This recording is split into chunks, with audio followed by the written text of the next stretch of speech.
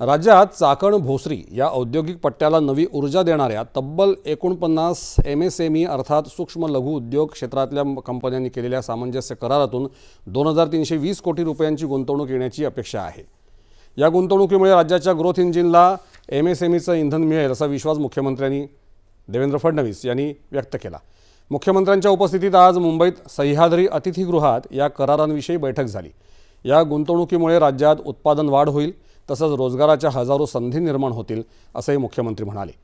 मोठ्या उद्योगांसाठी आवश्यक घटक, सुटे भाग, सेवा आणि इतर उत्पादनांचा पुरवठा सूक्ष्म लघु आणि मध्यम उद्योग करतात, तसंच यातून स्थानिक पातळीवर रोजगार निर्मितीही होते असं मुख्यमंत्र्यांनी सांगितलं।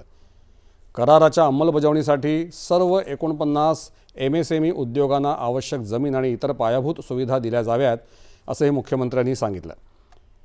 उद्योगमंत्री उदय सामंतही या बैठकीला उपस्थित होते। या करारांमुळे चाकण परिसरात मोठी गुंतवणूक होईल अशी अपेक्षा त्यांनी व्यक्त केली। चाकण भोसरी परिसरातले उद्योजक राज्याबाहेर जात असल्याच्या चर्चा म्हणजे निराधार अफवा असल्याचं यातून सिद्ध होतं असंही सामंत म्हणाले।